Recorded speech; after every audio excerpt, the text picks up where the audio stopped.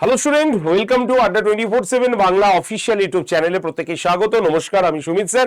আর আজকের এই ভিডিওটি শুধুমাত্র গ্র্যাজুয়েশন যারা পাশ করেছো তাদের জন্য খুবই সুখবর। হ্যাঁ, তুমি যে কোনো স্ট্রিমে গ্র্যাজুয়েশন পাশ করতে পারো, যে মার্কস তুমি পেয়ে থাকো না কেন, শুধুমাত্র গ্র্যাজুয়েশন পাশ করলেই হবে। কেন্দ্রীয় সরকারের একটি পরীক্ষা, স্যালারি প্রথমেই ঢুকেই ইন হ্যান্ড 1 লাখ টাকার ওপরে পরীক্ষা হবে, শুধুমাত্র প্রিলিমিনারি, এবং সেখানেই তোমরা পেয়ে যাবে হচ্ছে এমসিকিউ টাইপের প্রশ্ন। ওএমআর শিটে গোল করতে হবে, তারপরে ইন্টারভিউ, তারপরে তোমাদের জব। হ্যাঁ, যারা যারা গ্র্যাজুয়েশন পাস যোগ্যতায় এই চাকরির পরীক্ষাটা বসতে চাও তারা অবশ্যই ভিডিওটি প্রথম থেকে শেষ পর্যন্ত কিন্তু দেখবে। আর শুধু তাই নয়, এই ভিডিওটি ঠিক ডান দিকের নিচে দেখবে লাল রঙের একটা সাবস্ক্রাইব বলে বাটন আছে, সেই বাটনে ক্লিক করে চ্যানেলটিকে আগে সাবস্ক্রাইব করে রাখো, কারণ এই চ্যানেলেই তোমরা সমস্ত চাকরির পরীক্ষার নোটিফিকেশন থেকে শুরু করে ফর্ম ফিল আপ থেকে শুরু করে পরীক্ষা কবে হচ্ছে এবং তার সমস্ত সিলেবাস একদম আপ টু ডেট তোমরা কিন্তু পেয়ে যাবে। তাই চ্যানেলটিকে আগে সাবস্ক্রাইব করো, তারপরে ভিডিওটা পুরো টেনে নিয়ে চলো।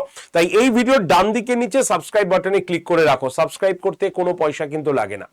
আজকের এই ভিডিওতে আমরা এই পরীক্ষার যাবতীয় খুঁটিনাটি বিষয় নিয়ে আলোচনা করব। বয়স, ঠিক আছে, যোগ্যতা, পরীক্ষার প্যাটার্ন, কত স্যালারি, কবে ফর্ম ফিল আপ, কবে ফর্ম ফিল আপের লাস্ট ডেট, পরীক্ষা কবে হতে পারে এবং প্রিভিয়াস ইয়ারের কাট অফ কত গেছে, সবকিছু আলোচনা করব আজকের এই ভিডিওতে।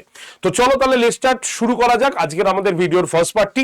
তো সেটা হচ্ছে কোন পরীক্ষা না, ইপিএফওর নামটা আমরা সকলেই কিন্তু শুনেছি। ইপিএফওর পুরো নাম কি বা ফুল ফর্মটা কি? Employee provident fund organisation. এরা কি করে থাকে?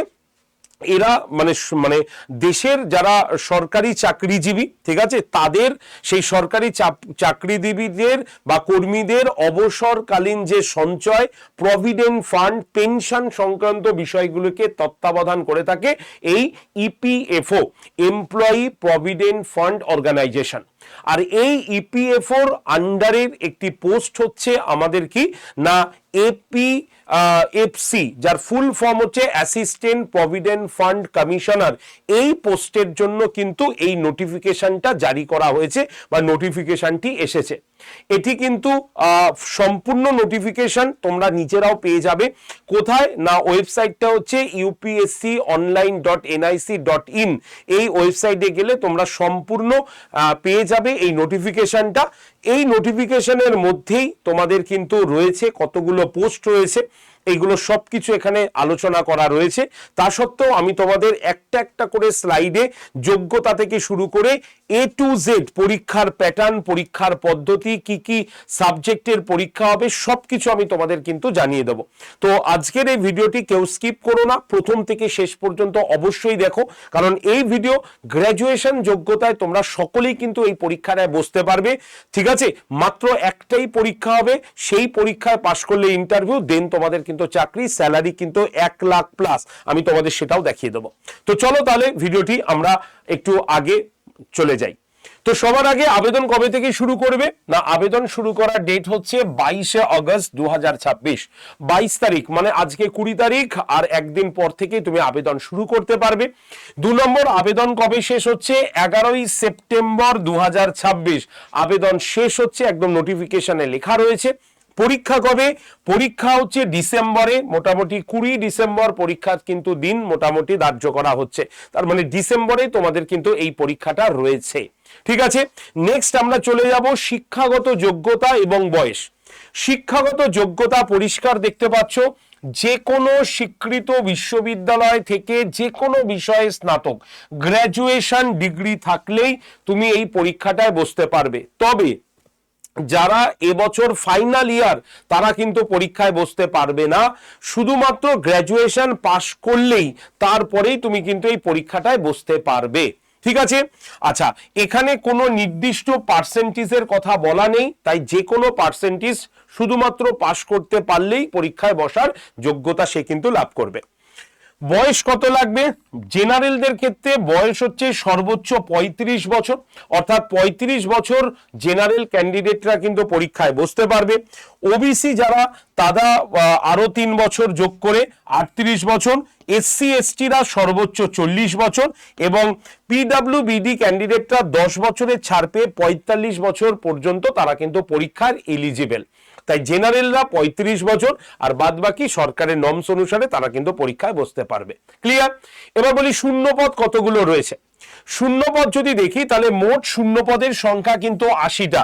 দেখো এই অল্প সংখ্যা দেখে আমাদের মন কিন্তু ভাঙলে হবে না, কারণ এই পরীক্ষাগুলোতে এরকম হাজার হাজার চাকরির ফর্ম কিন্তু মানে শূন্যপদ থাকে না। তো এর মধ্যে থেকে নিজের যোগ্যতা প্রমাণ করতে হবে তোমাকে। তাই শূন্যপদ টোটাল 80টি রয়েছে, জেনারেল 29টি, ইডব্লিউএস 8টি, ওবিসি 18টি, এসসি 15টি, এসটি হচ্ছে 10টি এবং পিডব্লিউডি রয়েছে 3টি। টোটাল মিলিয়ে 80টি শূন্যপদ কিন্তু জারি হয়েছে। এবার এই পরীক্ষার প্যাটার্নটা কি সেটা আমরা একবার খালি দেখে নেব।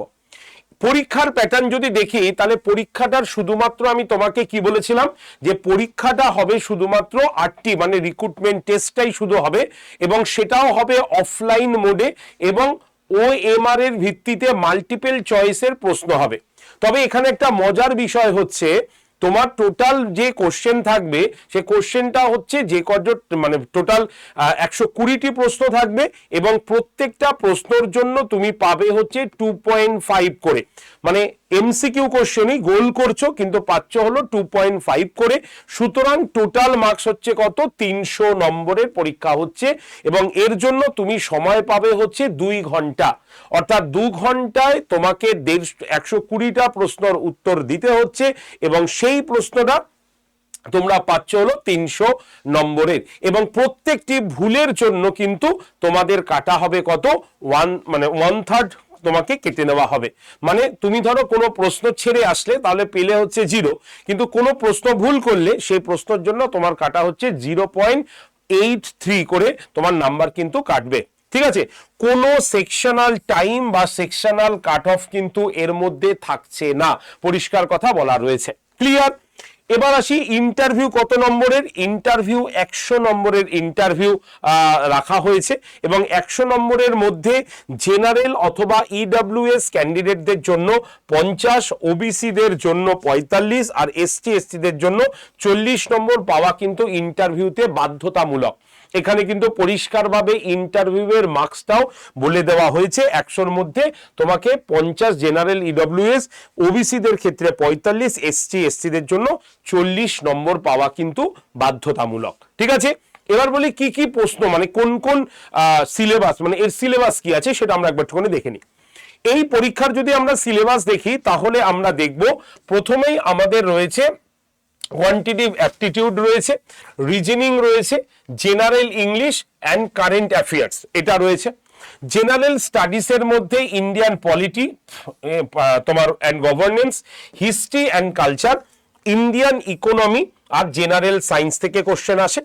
এছাড়াও আমাদের যেগুলো রয়েছে সেটা হচ্ছে ইন্ডাস্ট্রিয়াল রিলেশনস, আচ্ছা রয়েছে লেবার ল, আচ্ছা social security, general accounting principles আর রয়েছে কি তোমার অডিটিং অ্যান্ড ইন্স্যুরেন্স। এইগুলো হচ্ছে টোটাল সিলেবাসের চ্যাপ্টার। এই চ্যাপ্টার বা এই টপিকগুলো থেকে আমাদের প্রশ্ন আসে। তবে বিগত বছরের প্রশ্ন দেখে আমরা দেখেছি যে টোটাল আমাদের সিলেবাসের মোট এই 8টি বিষয় থেকে সব থেকে বেশি প্রশ্ন আমাদের রিপিট করেছে। কি কি জায়গা বা কোন কোন জায়গা থেকে বেশি প্রশ্ন এসছে, ইংলিশ থেকে, কারেন্ট অ্যাফেয়ার্স থেকে, কোয়ান্ট থেকে, হিস্ট্রি কালচার থেকে, আচ্ছা ইন্ডিয়ান পলিটি থেকে, সায়েন্স, অ্যাকাউন্টস আর লেবার ল, আইআর, এখান থেকেই সব থেকে বেশি প্রশ্ন এসছে। টোটাল 120টার মধ্যে 90টাই প্রশ্ন এসছে এই চ্যাপ্টারগুলোকে থেকে। ঠিক আছে? তো এই চ্যাপ্টারগুলো আমাদের কিন্তু ইম্পর্টেন্ট। তাহলে বোঝা গেল তাহলে পরীক্ষার প্যাটার্ন কোন কোন বিষয় রয়েছে পরীক্ষায় সেটা বোঝা গেল। এবার আমরা চলে আসি এর স্যালারি লেভেলটা কত আছে।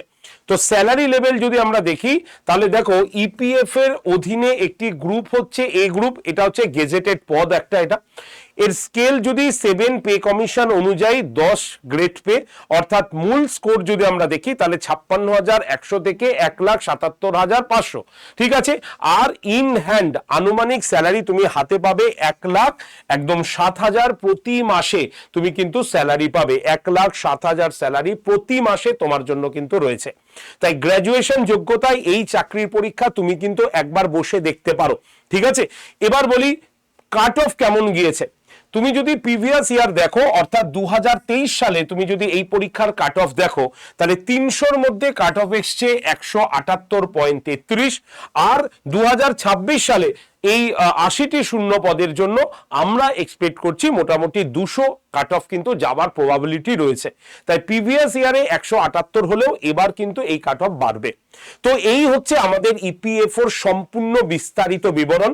তোমরা যদি আড্ডা 24/7 বেঙ্গলির কাছ থেকে বা বেঙ্গলি থেকে এই পরীক্ষাটা দেওয়ার জন্য, মানে এপিএফসির পরীক্ষাটা দেওয়ার জন্য কোনো রকম সহযোগিতা চাও, তাহলে এই যে ভিডিওটা দেখছো, এই ভিডিওর নিচে তুমি দেখতে পারবে একটি গুগল ফর্ম দেওয়া রয়েছে। সেই গুগল ফর্মটা তোমরা জাস্ট ফিল আপ করে আসো, তাহলেই আড্ডা 24/7 বেঙ্গলি তোমাদের জন্য বেশ কিছু মেটেরিয়ালস থেকে স্টার্ট করে বা তোমাদের পরীক্ষার জন্য যা যা প্রয়োজন সেটা আমাদের সেন্ট্রাল টিম থেকে তোমাদের দিয়ে দেওয়ার চেষ্টা করবে। তাই অবশ্যই তোমরা যারা যারা এই পরীক্ষাটার জন্য ইন্টারেস্টেড, তারা অবশ্যই এই ভিডিওর ঠিক নিচে গুগল ফর্মটাকে ফিল আপ করে রেখো, ঠিক আছে? আর এই তোমার এপিএফসি বা এই যে ইপিএফওর যে চাকরির কথাগুলো বললাম, এই রকমই যদি তুমি মনে করো আরো প্রত্যেকটা চাকরির খবর তোমার কাছে যাক এবং তুমি এই পরীক্ষার যদি ডিটেলস জানতে চাও, তাহলে অবশ্যই কমেন্ট সেকশনে তোমার মূল্যবান কমেন্টটা করে দেবে যে তুমি এই পরীক্ষার সম্পর্কে আর কি কি জানতে চাও। আমি তোমাদের কমেন্ট দেখে আমি কিন্তু আরো নেক্সট ভিডিও তোমাদের জন্য নিয়ে আসবো। তাই প্রত্যেককে বলছি চ্যানেলটা আগে সাবস্ক্রাইব করে রাখো, কারণ এটা শুধুমাত্র এপিএফসির খবর নয়, আমাদের রাজ্য এবং আমাদের সেন্ট্রাল গভর্নমেন্টের যত চাকরির পরীক্ষা আসুক না কেন, তোমার কাছে তার নোটিফিকেশন পৌঁছাবে। তোমার অজান্তে কোনো চাকরির পরীক্ষা বেরিয়ে যাবে না, এইটুকু আমি তোমাকে অ্যাসুরেন্স দিলাম। তার জন্যই চ্যানেলটিকে সাবস্ক্রাইব করে রাখো। ভিডিও ঠিক ডান দিকে নিচে সাবস্ক্রাইব বাটন আছে, সেখানে ক্লিক করে চ্যানেলটা সাবস্ক্রাইব করে রাখো, যাতে তোমাদের কাছে সমস্ত পরীক্ষার নোটিফিকেশন চলে যায়। ভিডিওটি যদি তোমার ভালো লাগে, প্রত্যেকে লাইক শেয়ার অবশ্যই করে দিও এবং তোমাদের কমেন্ট দেখে আমি নেক্সট শোর জন্য রেডি হচ্ছি। তাই তোমরা অবশ্যই কিন্তু কমেন্ট করবে এরপরে তুমি এই পরীক্ষা রিলেটেড আর কি কি জানতে চাইছো।